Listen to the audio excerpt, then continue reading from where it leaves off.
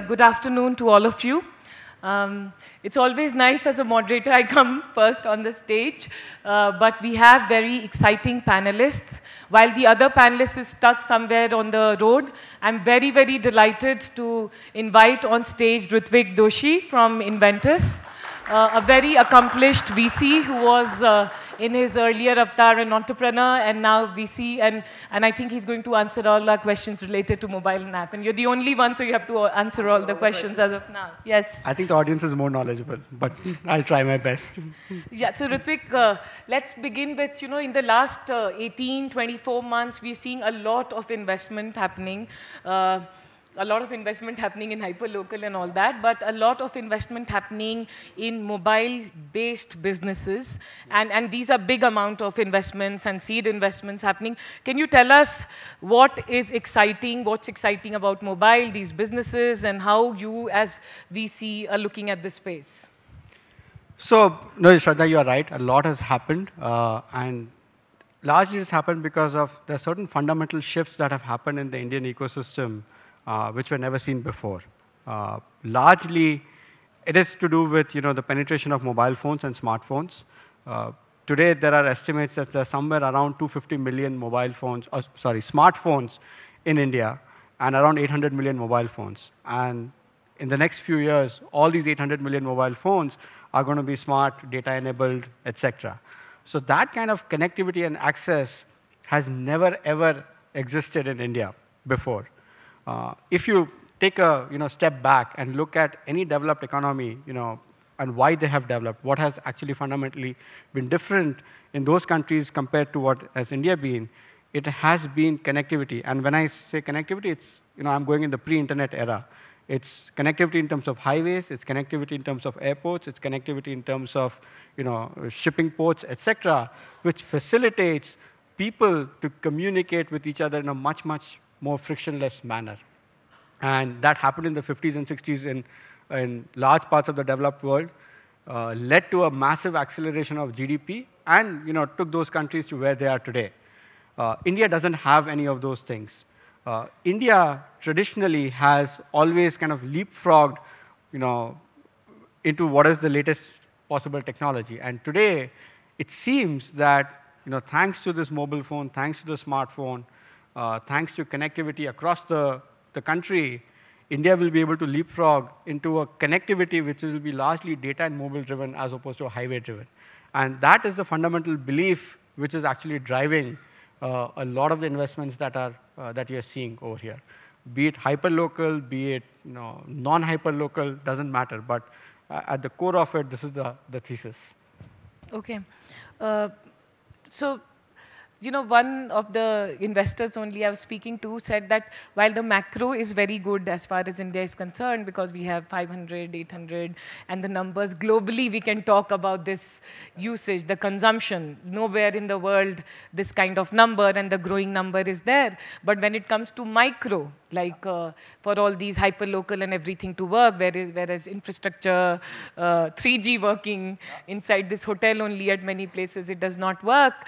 So micro is still a challenge. So do you think that, what are some of the opportunities which people here and entrepreneurs should look at while they are looking at building businesses? Or should they still, or do you think there's still space for a lot more hyperlocal businesses to get invested in? No, so I will, I will go back to, so let me take a step back again over here and go back to some of my past experiences. Before I became an entrepreneur and a VC, I used to work for Google, and I used to work in Google's mobile team at that point in time. This was the early days of Android. And at that point in time, we had several debates within the company, especially the India team, that, hey, India is not a smartphone country. You have iPhone, which is growing by leaps and bounds in US. Google is launching Android. It's going to grow. But all this will never happen in India. We need to make investments into voice-based services. We need to make investments into SMS-based services. That's the only way we can, reach millions of people in India.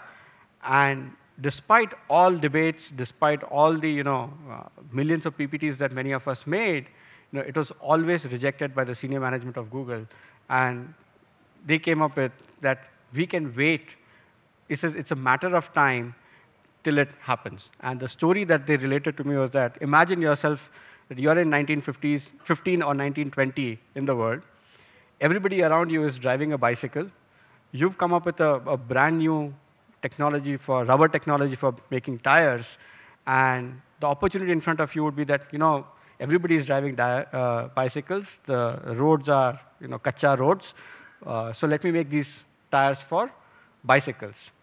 And on the other side, Henry Ford comes and tells you, no, don't waste your time making tires for these bicycles. Instead, make it for my cars. I'm going to launch a new car in the next few years. What bet would you think should you have taken if it was 1915? Obviously, if you would have taken a bet around bicycles, because everybody around you is driving a bicycle or riding a bicycle, your bet would have lasted only 5 years because of the short-term opportunity. But if you take a longer-term view that, oh yeah, this car is going to come, and eventually it will replace all the bicycles, you will build, a business which is going to last 50 years. And my advice would be, a lot of times there are short-term opportunities which come because of these lack of connectivity issues, lack of infrastructure issues. Don't build a short-term solution trying to exploit that lack of something in India and build a product on top of it. Think long-term, because if not today, in the next 5 years, connectivity will improve. Data will improve.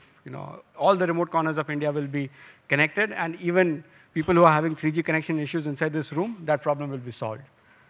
So that's what I believe in, and that's what I think I would urge all of you to think about, is to think in a much, much, much longer-term way rather than thinking a very short-term approach. I'll give one more example around this, against a pitch I heard from few entrepreneurs just a few days back. They were trying to build, the hypothesis was that millions of people commute in India, all of them commute with their smartphones, data connectivity and they have nothing to do while they're in the bus or train. They're all glued to their phones, but data connectivity is very poor. So I'm going to put a device in all buses or trains or malls which will have a local Wi-Fi, which will serve some local content, and people can now use their smartphones even if 3G connectivity is poor. Yes, it's a great business idea, but that business idea will last only for the next 2 years or next 3 years. In the next 5, 6 years, the need for something like that will completely go away. So that's the way I would urge everybody to think. Don't get stuck up because there's an infrastructure issue or a connectivity issue right now. It will change. No, so great point. You talked about thinking long term and building long term. Now again, another point to building your story is just to give 2 examples, which I'm sure all developers, engineers, and entrepreneurs think about, is 2 big companies, Google, where you worked, and the other one is Apple. So the approach which Apple had was to focus on one product at a time, and that's how in a focused way, whereas Google built so many things, and that's how, and these 2 were big companies, and they are big companies. What's the approach when you are young, when you are starting up? How should you think about building an app business or a mobile business? I think the approach is to identify your strengths and understand your strengths very, very well. What both these companies did was they understood their strength very well. Apple knew their strength was product design. Apple knew their strength was creation of new markets or creation of new categories which didn't exist. And they've consistently played the same book over and over again, starting from the last 15 years, be it the new version of the Macs, the new version of, when they launched the iPod 15 years back, or the iPhone, and the evolution, going all the way to the Apple Watch. It's creating new categories and new markets, which do not exist, but I'll create a phenomenal product around it, do it really, really well, and then create a category. Google understood its strengths very well, that they did not know how to create categories. They knew how to operate at scale, which other people didn't know. Search was invented by somebody else. Google came and did search at scale. Free email on the web was invented by somebody else. Google came and did Gmail at scale. And you think of any product that Google has, it's all, nothing new around it. It's been done by somebody else. They just come in and do it at scale. That is what they're good at. So as entrepreneurs or as engineers, a lot of times we fail to understand, what really our core strength is.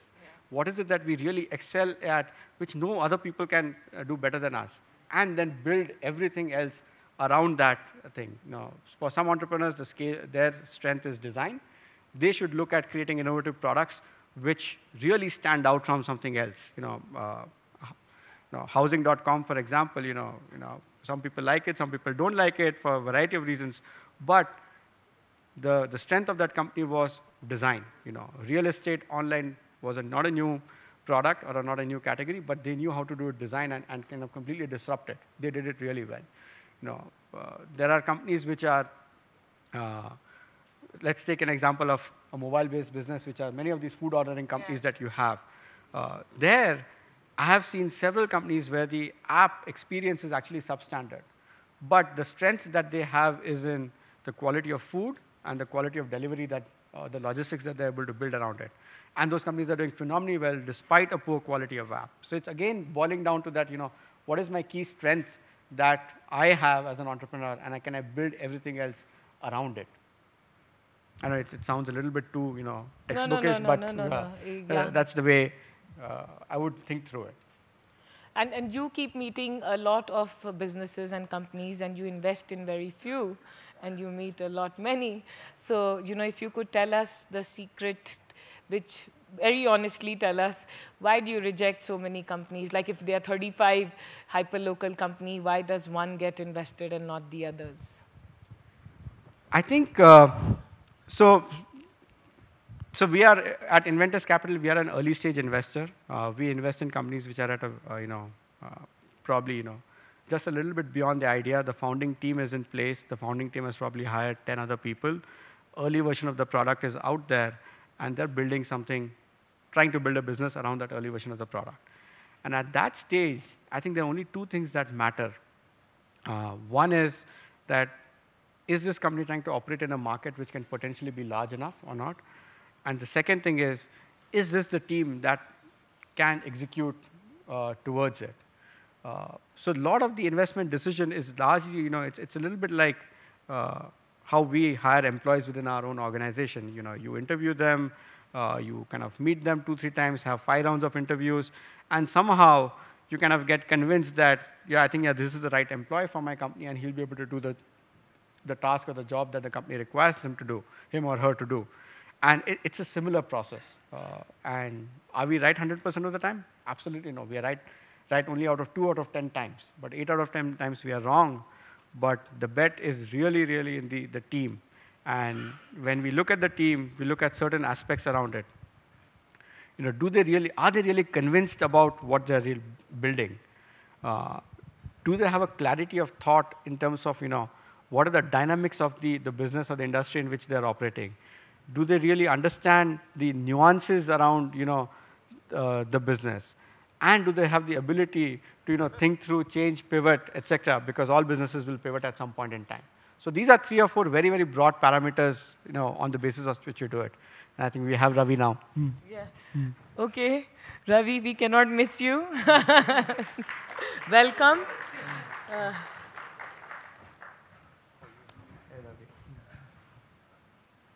Yeah, so Ravi, immediately to the question. Okay. First, why are you so late? Good question, and I'm so sorry about that. My taxi driver hit somebody just a little bit, but they had to argue for 10 minutes. So only after that could I get going. Okay, so was it Ola or Uber? No, I won't say that. I'm friends with all of them. Yeah. It is a local taxi. Radio taxi.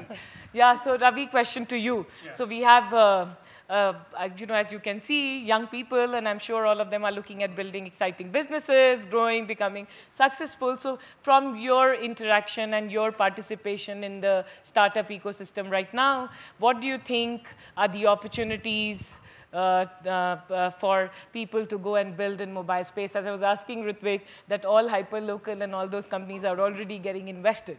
Right. So what are some of the opportunities that people should go after? So I'll separate my answer into 2 parts, right? One is mobile apps, and the other is just going mobile. Okay. I think everything goes mobile, let's assume, okay? So, given, right? Yeah. So any service, anything is going to be available on that smartphone, regardless. It may be available on other forms, has to be available there, right? So that's a given. But let's talk about mobile apps itself. And that's a very exciting business, but it's a little deceptively hard as well. Okay, and so it's easy to get into, and that's the problem. Yeah. It's so easy to get into that you kind of think, and you see role models, you see success stories, and you believe that you could do the same thing, and all it takes is to find the winning formula. And that's right. All you need to do is find the winning formula, but there are a million others trying. Yeah, yeah. And so you really need to understand how you're going to get discovered, what the value prop is going to be. You're one click away from being deleted from the phone or being ignored. Yeah. In fact, many downloads don't even result in engagement. Yes. Even the first open doesn't really happen, from what I've heard from some of the app developers, right?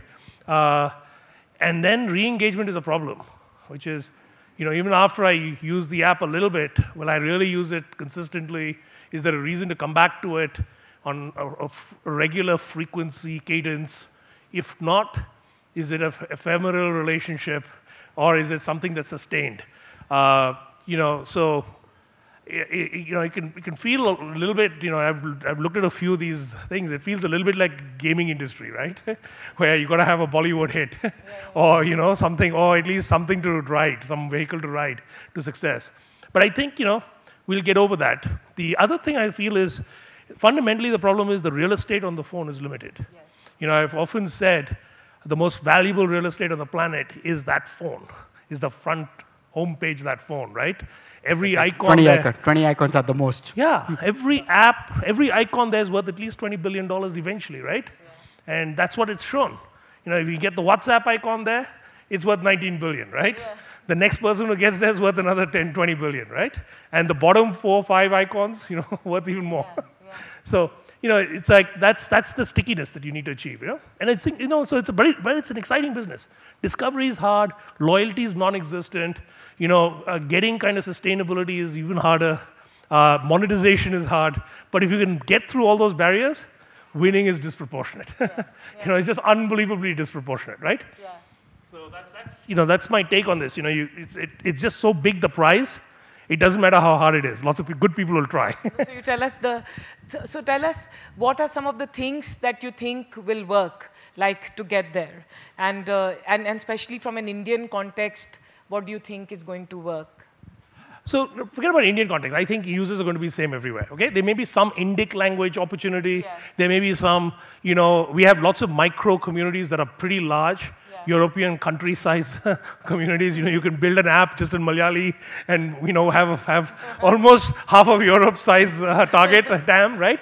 So that's great, and that's a great opportunity. But I think generally our consumers are not stupid, right? They want the best app experience, regardless of where the app was made. So, where it is built, and, if it's in there, if it's in a language they understand, they'll use it. Many of the apps don't even need a language. They're just iconography, right? In fact, the best apps, I've used apps in another language when I was abroad, right? And, you can figure it out, right? Yeah. So it's not that hard, right? Because that's the beauty of a well-built app, right? In some sense. So I think, the secrets for me, at least in good apps, are, I try to, when I talk to founders, I say, think of 3 circles, right? There's the inner circle, which is, can you deliver value to the user? The second circle could be kind of the very close family, friends, whatever, right? I'm talking about maybe even, is there some reason why husband and wife will use it? Is there some reason why colleagues at work will use it? Is there some reason why your golfing buddies will use it? So the kind of the second perimeter. And then the third is obviously the nirvana state, which is I've reached network, saturation, and I'm WhatsApp or whatever, right? Whatever the state is, which is I've got the network effect going. And that third circle is very hard to reach. But if you don't even, some of the apps don't even create value for the individual user. You open the app and you're like, okay, so what does this do? And what is the value I'm going to get, and why should I keep coming back to this app? So even if the app has some group functionality, even if it has some community functionality, it has to have, I think, functionality for the individual, to want the individual to come back. It shouldn't be like, oh, this app works when all your friends are on it. So please help us get all your friends on it. That's like hard. Then you keep getting these spams from everybody, right? Yeah. So I think the best apps find that mix, which is, can I deliver value to the individual? Can I deliver value to the small group? If 3 of us work on this, will they create value? If everybody in the company got on this, will it create even more value? If everybody in Bangalore was on this, will it create even more value, right? Yeah. So that's, I think, if you think like that, you have to deliver value in each of those circles, I think, Yeah. At least that's my point of view, Yeah, so but then how long do you, so what do you think, like I don't know if there's a definite answer to it, but how long do you take to figure out that it's working for you? I think it's actually fast. It's, in fact, if you're ignoring the signs, you're delusional, okay? And this is one of the things I say, the great thing about being able to build fast is you can fail fast too in mobile apps. Yeah. Enterprise software, it takes you 18 months to figure out you're on the wrong path. Here, it's like 3 months and you're done, right? You're either there or not. I'll tell you one fundamental test. Do you use your own app? Yeah. Okay? I'm telling you. I've talked to lots of people, okay? And does your wife use it if you're married, okay? And he or she, your spouse, let's assume it's women and men, right? And I don't want to be gender biased here. So, let's assume it's either genders building this app, or it's your spouse using it. Yeah. And are they using it consistently?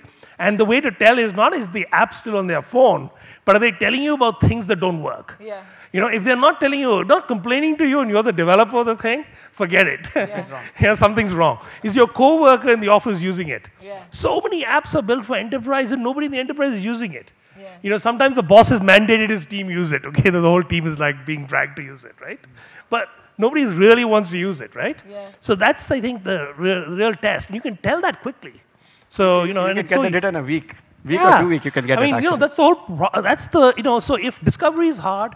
If it's hard to get traction, at least it's easy to develop and to test. Yeah. Okay, so you should take advantage of what you have in your favor if you're giving up some vector, right? Yeah. There's only one mantra: launch fast, launch often. Yeah, and Ritvik, what stage do you reach when you start looking at approaching a VC or an investor or an angel for money? It depends. I'm seeing the entire spectrum. Some people just have a paper napkin with the idea and get money, whereas others are like, name those people. I don't want to take names here, but I've seen some of those stages. So I think, but those are exceptions. I think those are usually serial entrepreneurs who've already had a built relationship, etc. But the stage where to approach a VC or a funding is when you've launched your product, when you've done something out of it, and you truly believe that whatever product you're delivering is giving you value. And now you have 10 other things in your head that you need to do to further increase the value or further accelerate what you're doing. That is the right time to raise money from a VC. But if you're seeing that, let me get money, then I'll figure out what are the 10 other things that I will build around it and do something, then it's never going to work. But you should be dying like, I'm completely resource constrained, I'm completely bandwidth constrained. Look, this is growing so fast, people are loving it, and my users are demanding. What's that love? Growing number? It's a growing number. Yeah, number. There's no definite number to it. It depends from app to app. So for most consumer-facing, mobile apps, on a weekly basis, you can see that there are first week 10 people who are using it, second week 20 people are using it, third week 40 people are using it. So it's a growth number, right? So, and if the engineers around in the room, it's go back to your calculus class. It's the first derivative number. If that number is positive, you're in good shape. So he's looking for a nice steep slope. Yeah. No, but the numbers become bigger and bigger. Yeah. So I'll tell you, he's not saying the number, but honestly, to force him to write a check, you'll have to have quite a few zeros, on the number. Yeah. And I tell you, it's become more than the amount you're raising. Okay, minimum. Just as a rule of thumb. So if you have 10,000 users, I'll give you 10,000 bucks, okay? And as the number goes up, the zero on how many users you need goes up, okay? More rapidly than the money raised, okay? Yeah. So just keep that rule of thumb and you'll know, what happens. Honestly, it's almost useless trying to go to a VC with a mobile app idea initially. It's like, there's no point. You're just chasing your tail. Yeah. So if you can build the app, build it, get some traction, And believe me, if you're getting traction, the VCs will come to you in mobile apps. You don't have to go to anybody, okay? Traction is the only currency which exactly. sells. Yeah. And it's also a waste of time. And I've seen so many guys who are like pitching, building decks. I'm like, instead of wasting time building that deck, build the app. It's like, nobody's going to give you money, I'm telling you right now. Yeah, so one more question is that, so you were saying that VCs will reach, so the discovery. Yeah. So do you need to, in your early days also, while you're working on the traction, work on some specific discovery or the story around your app, or you think it just gets automatically based on No, it downloads? doesn't. Nothing happens automatically, Yeah. okay? I mean, that's the first thing. Because, there are 1 million apps out there. Yeah. So, if you think just uploading the bits to the App Store and, sitting back and watching the downloads happen, forget it. It's not going to happen. So you got to do App Store app optimization. You got to contact the review team. You got to get people to blog. You got to get friends to download. You got to do a million things, right? You got to go evangelize all the bloggers. Make sure they write about you. You got to get everybody to say good things about you. Otherwise, it's not going to happen, right? I mean, how are people going to find you? Yeah. And this is in addition to being a kick-ass app. Yeah. Okay, there are lots of great apps that are just sitting there undiscoverable. Okay, because the people didn't know how to market it, how to brand it, how to create a story around it, right? I think, it's just hard to get going otherwise, I think, even the WhatsApp guys would have a hard time now getting going. Yes. It would be my argument, okay? Yeah. Because there's more competition, they came at the right, timing matters a lot too, right? But I have a question to you, Ravi, and Ritvik, to you. Here we say that, oh, in India, the apps that are built are not, why don't we have WhatsApp? But if you speak to the WhatsApp guys, they said that, they had like these many months when they were just thinking about product and they were thinking about design and without thinking about customer acquisition and the numbers and the traction and all that stuff. Yeah. Do you think in India, it's like, because we have so many numbers, we said we have 500 and as many, so the expectation is that as soon as you're out with an app, you should have like big numbers? No, I don't think that's the expectation that as soon as, even though Ravi would claim that, I would need 1 million downloads before I write a check, but that's not the expectation. How about 100,000? Well, maybe close to that at least. No, but that's a fact. So even a WhatsApp or even Facebook, I don't think raised money till they had a few 100,000 users. So it's not that in US you get to raise money just without any numbers. On mobile apps or any other category, where the barrier to entry is low, you need big numbers to get in. Okay. And in the case of WhatsApp, probably there were no other messaging apps. SMS was probably the only alternative, so they had the luxury and the timing was right. Yeah. But when Facebook came in, there were like 100 other social networks. They had to reach till 750K users before they were able to raise their round of funding. Okay. So it's a function of how many other players are out there. And I have a last question before I open up to the audience is, so again, the question which I've been asking is like, today we see like so many people sending, hey, we have started this food delivery app. And there are already so many, and already so many. And do you think that, is it still okay to build in categories which are heavily funded if you're looking at raising money? If you're doing something fundamentally different, then yes. What would that be? That I don't know. I don't know. I really don't know what would that be.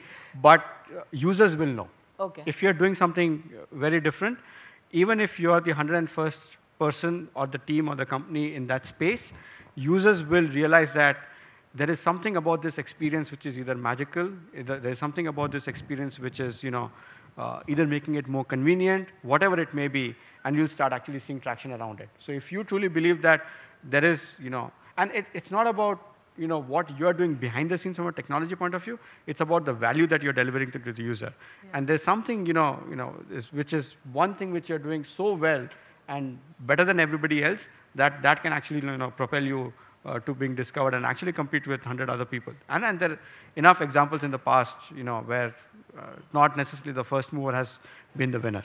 Yeah. No, I agree with that. I think, listen, if you have a disruptive, brilliant idea, that's great. I would go for that first, but not everybody is Elon Musk, right? So, it's like, and not everybody has the resources that, you can go after those big ideas, So I think, crowded categories are crowded for a reason. Yeah. Because I think it's uncertain who will win. when it's uncertain who will win, other people want a horse in the race. So that's another reason. Because and if the prize is big enough, if you go to the Kentucky Derby, there are like 30 horses in the ride, right? After all, only one is going to win. And most of the horse owners know that the horse is not going to win, right? Because based on the stats, they're not going to win. But they still enter, right? Because it's a Kentucky Derby. You got to say, hey, my stable sent people to the Kentucky Derby. So, the investors have to say, we also have a food tech startup, right? And here it is, we can deliver samosas on demand, whatever it is. So, it's like, and there'll be categories. And I think food is particularly fragmented. Because you're not going to eat the same thing every night.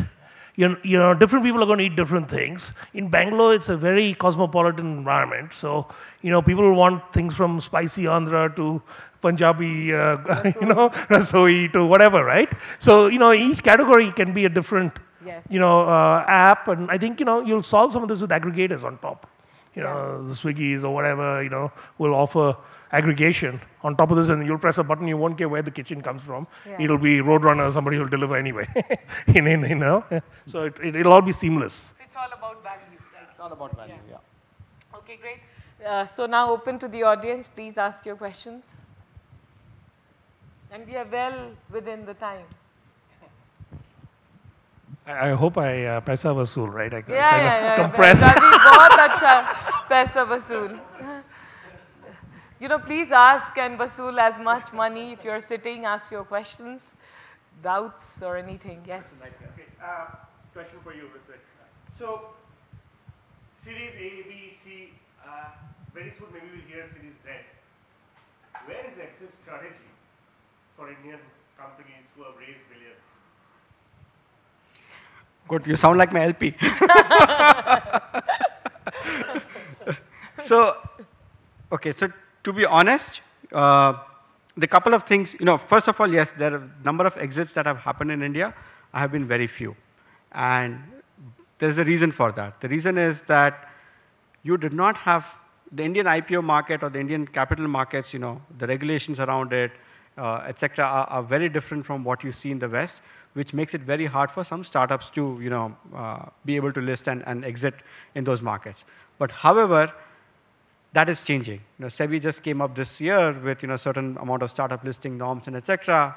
Are they perfect? No, they're not perfect. But are they thinking in the right direction? Yes, they're thinking in the right direction. So the intent is right, and over some period of time, things will get figured out. The second biggest exit opportunity which most companies or VCs have is through M&As. Traditionally, in India, the Reliances of the world or the Unilevers of the world have never done, or any other Tatas of the world have never done M&As in India. But you now have a whole breed of companies which are multi-billion-dollar companies in India. Take Flipkart, for example, take Snapdeal, for example, take Ola, for example. And in the next 5 to 6 or 7 years, there are probably going to be another 10 to 15 such companies, or maybe more such companies. Once you have that layer of Flipkarts and Snapdeals of the world in the country, it will automatically create a virtuous cycle, where of M&As happening. And you've already seen Flipkart do an M&A with Myntra, Ola Cabs bought Taxi for Sure, Snapdeal bought Freecharge. This is just the beginning. And that rotation will start very, very soon. Now, the bigger question in everybody's mind is, where will Flipkart exit and where will Snapdeal exit? But I think they've become so big that they will find they will find some exit somewhere, and that's the belief. So there's a lot of hope and belief, but things are changing, and there are all signs pointing that it's moving in the right direction. So at least there's no sign which is telling me that it's moving in the wrong direction or it's stagnated. And I think Ravi's been closely involved with some of those things. I would ask you back the question, why are you worried? I mean, what would you rather have? Less money come in? And right. I mean, we survived 2010, we survived other crashes. It's just an up and down in the cycle. Nothing goes straight up. Everything that goes up comes down. Understood, but I'll tell you this, not even the billionaires can control it. Okay, in fact, they're participating in it. So, why are you worried, in the sense that don't worry about it. Take advantage. there's also the whole principle of, kind of when they're writing billion-dollar checks here, the small 10, 5 million don't look big anymore, right? Yeah. So, all the small entrepreneurs can get funded too in the process, right? I think, listen, obviously, I'm just saying this facetiously a little bit. They could be hurt in a crash. It could hurt some companies that are good companies that may not get funded. In fact, already some companies are complaining, saying, hey, maybe I should start doing coffee on demand or something, much better than writing all this enterprise software. Yeah. There's already a company on that, by the way. Yeah, exactly. I just met someone. Exactly. So, there's that kind of thing happens. It's so much easier for somebody to get started on a green slate, or a clean slate, than somebody who's got, sitting there trying to raise a B round. Because the aspirations of VC and everything are, okay, this baby is starting from fresh, right? Yeah. Whereas this one, I know everything about it is not going anywhere. Or at most I get a 2x return. Here I got a chance at 100x. So they'd rather put money in the 100x than the company that's actually got revenue, actually got customers, big team, big product, and they're like, man, I can't raise 5 million, and here are these guys who raise 5 million, right? So that's the kind of frustration in the ecosystem. You can't do anything about it, and don't worry about it. I'd say, just take advantage. If you feel you're on the wrong side of the fence, then maybe give up and come to the right side of the fence. That's the best thing. So we'll just add one, on a technical point, an IPO which is considered as an exit is actually nothing but a financing round. It's also financing. You have series, whatever X, Y, Z, whatever you said, it's one of those rounds. Actually, the only difference that an IPO brings is that it is liquidity, that is the shareholders can at will sell and buy their shares. Now, if the company is getting money from private investors, instead of going to the public markets, why not? Especially when those private investors believe that they can get the same liquidity of buying and selling whenever they want without actually being listed on an NSE or a Bombay Stock Exchange or NASDAQ or whatever it may be. That's the thing. So the person who's investing $1 billion is not worried about that I need an IPO for an exit.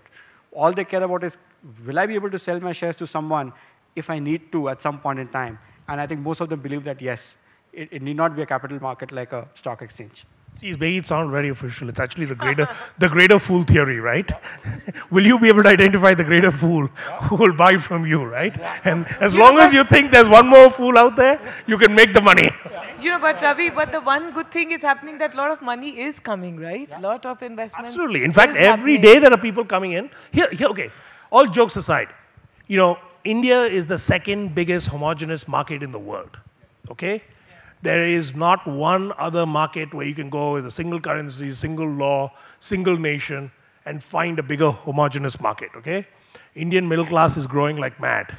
Indian growth is, alongside China, practically the only countries in the world that are growing at more than 5%, okay? So that fundamentally is not changing, And Indian entrepreneurs have become audacious to go after this. So I keep saying, I've said this like a mantra, the audacious Indian entrepreneur has met the voracious Indian consumer, right? Yes. And that's what's happening. And that's what, people who missed the China bandwagon, right, are now coming in saying, where's the next China? And guess what? It's India. Yeah. There's no other country. I mean, you can go invest in one of the small European countries, but, if you're SoftBank and you just made 200 million on Alibaba or 200 billion or whatever on Alibaba, where will you deploy that capital? Yeah. It has to be India. Yeah. So that's the reason. And, other people are looking at it who missed that bandwagon and saying, hey, where's the next train? Let me get on. And, the stop is here in India. That's it, Get on or lose again. And then you're done. Half the population of the planet is gone, right? That's the basic, that's the math everybody's doing. There's no point sitting on the cash in FDs and, not seeing 30, 40% returns, right? That you might see even higher in some of these cases, right? So it's better to take the risk than not to. That's all. Yes. Yes, please. Yeah, you've given a lot of suggestions about mobile apps and all. I have a question. What should be the idea of a person who wants to develop a hardware and go to a venture capitalist? What should be he prepared with? He can't have 1,000 users using his hardware already. What kind of metrics should the hardware developer? Your Kickstarter video. That's the answer. Yeah, so I'll give you my thoughts there. Yeah. I'd say, developing hardware is hard, okay? it's deceptively hard, even harder than ever software apps are, okay? So if you think building a winner in software apps is hard, it's even harder in hardware. My advice to you would be, building consumer hardware especially is extremely hard. Please, if you are not building something that's completely disruptively different, use somebody else's platform. Samsung has a bunch of platforms. Try and innovate on top of that. And so do so many other platforms out there, right? Find a piece of hardware that already exists that has 80-20, 80% of the functionality that you need, probably at 20% of the cost that you can ever manufacture it at, because hardware has a minimum order quantity, which is in the thousands. I'll guarantee you'll need a Series A just to manufacture in the thousands, okay? So, and that all you'll have for that Series A is all the units sitting in some warehouse, okay, some godown, not even sales, okay? So if you have that circumstance, why come out with another Fitbit or something when you already have a Fitbit? Can you find a platform that has an API? That's exactly what you're seeing here at this conference. And can you build something innovative on top of that, right? That would be the answer for me. There's enough hardware out there already. And there are big giants who are producing hardware that is way more sophisticated, way more integrated, tested, everything, than anything you might produce as a hardware startup, no? Now, I'm not killing all hardware startups. Don't get me wrong. I think IoT is a huge opportunity. All I'm saying is tread carefully, think through the economics, think through where you're really adding value, and where you might already have a platform you can leverage for 80% of your go-to-market. So, just to add on to it, and without any jokes on it, but Kickstarter video is actually a very, very effective platform. And I've seen multiple startups nowadays who are doing this hardware plus software combination, whether they're riding on another platform by riding on a platform like what you have here, you definitely bring your costs down. And there are plenty of guys out there who build products at a prototype level or at an early, stage, get the first 50 units, get the first 100 units out there, tested it, given it to their, the set of alpha users, perfected, at least understood what is required, built a great Kickstarter video out of it, and actually, I managed to get 1,000, 2,000, 5,000. I even met someone who had 6,000 or 7,000 pre-orders out there. And that's the great validation that you're actually solving a genuine need. And most, venture capitalists do understand that unlike a mobile app, where the cost of building the app and getting the initial traction is relatively cheaper, here it is not cheaper. And a Series A, will not look for the same kind of traction that a mobile app requires to demonstrate. So, but Kickstarter campaign and those pre-orders are a very, very effective proxy to demonstrate that, hey, this is a genuine problem that I'm solving, and there's a need for it in the market. I have a question. How many entrepreneurs over here? Wow. Quite a bit. And after this session, how many of you are becoming entrepreneurs? How many of you are planning to start up? Come on, don't be scared. Yeah. It's really cool. Your boss is not looking. Yeah. Yes, please, you had a question.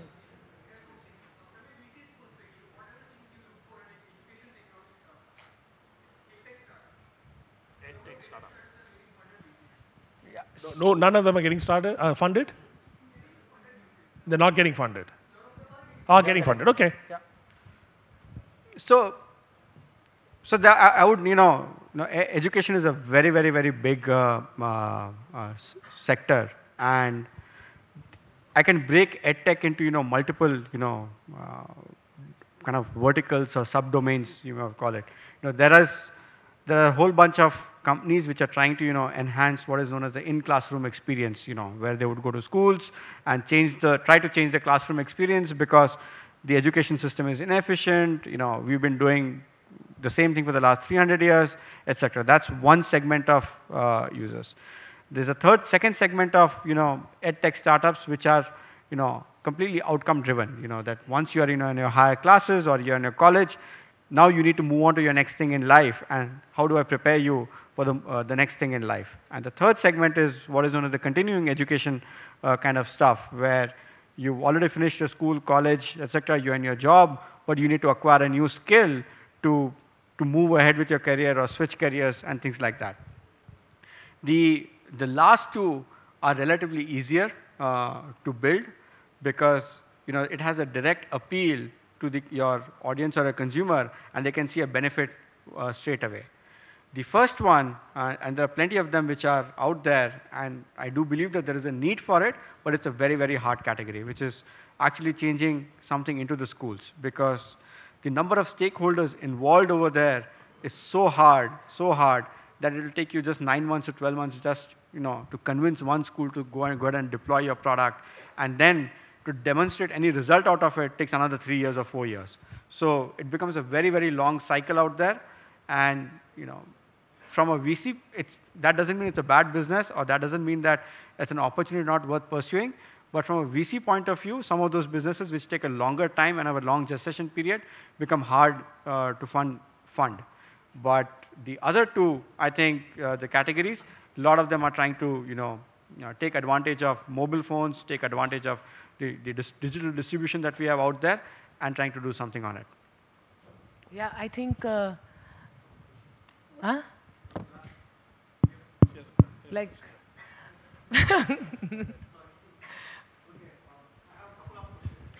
नहीं time नहीं है नहीं ये तो they are telling ये उठा देंगे हमें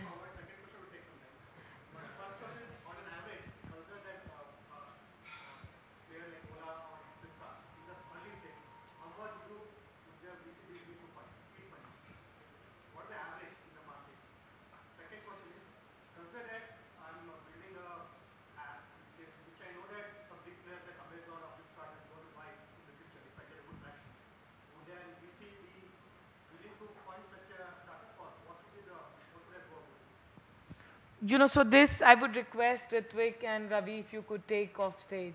Yeah, sure. Sure. Yeah. Yes, so you can all ask your questions. Yes, please.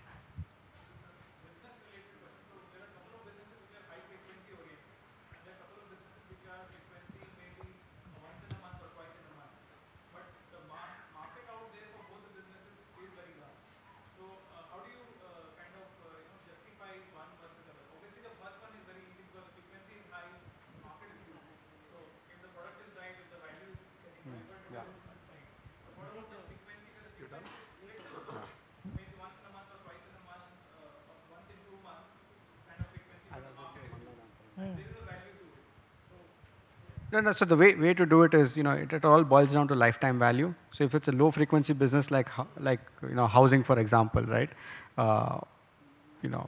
Or marriage, matrimony sites, for example, how much are you going to make on a per transaction basis, and how much is it going to cost you to fulfill that transaction? It boils down to that economics. On a high frequency business, it becomes a volume business. How much are you making on a per transaction business? Small amount, but I have higher volumes out there. So, even maybe the first few transactions I may be at a loss, but the future transactions I'll make up for it. So it boils down to, the similar stuff. And the same thing applies between VC world, online world, and also even a restaurant business, like a Darshini where people eat idli vada every day versus a Ritz-Carlton restaurant where I would eat only once a year. The prices here are like 100 times more than the Darshini. Yeah. Yeah. Okay. No, actually, let's. क्या? ये बहुत बोल रहे हैं, सब खड़े हो रहे हैं इधर. नहीं बाद में हमें उठा देंगे. So they are going to be here. Ravi, you came late, so I'm sure you are going to be here. And Ritvik, you'll be here for some time. Chandu, please, can you stand up? Just come here. So Chandu has been promising us, he's from Samsung, great advocate of Tizen, and he has said that all entrepreneurs who are doing something, he's going to help. Now, how you will help, you'll tell them, right? Yeah. So he's the guy to everyone whom you can reach out to if you are looking at doing something with Samsung, be it hardware or anything. So get to him. With this, thank you so much, Ritvik, for coming. Thanks a lot. Thanks so much, Ravi, for coming. You were amazing. And Ritvik, you were amazing. And how can all entrepreneurs get in touch with you? Both of you share your email and Twitter and everything, maybe of the... My email is the same. My first name that you see up there, Ritvik, at inventorscap.com. My Twitter handle is the same as my first name. So it's if you know my name, it's easy to get in touch with me. Mine is Ravi@gururaj.com. Ravi is everywhere. Ravi, we were discussing. Hey, Shraddha did a good job too, right? Big hand for her. Oh my God, I'm feeling good. So, you know, I have a last plug that I came for this moderation, so I should do something, right? So, you know, I just want to share with all of you that we are also launching an app. And it's a multilingual app. And very happy to share all of you in this ecosystem. Should feel very nice that after 7 years of struggling, and you know, I look very happy, मगर बहुत खटा है. तो आज 7 साल के बाद Series A पैसा raise किया है. And we are looking at exciting young people, senior people, any people क्योंकि अब पैसा दे सकते हैं. Please come and join us. In the journey, we are very, very desperately looking, because the whole thing is that why can't we build a very sexy, killer, amazing Indian app which goes global, right? We use everything which comes from West when it comes to consumer, internet kind of usage. So we're building something nice, and we look at partnering with all of you. Chandu, thanks. I use this to do this to this is, and thanks once again, Ravi. Thanks, Thank you. Ritvik. Thank you so much.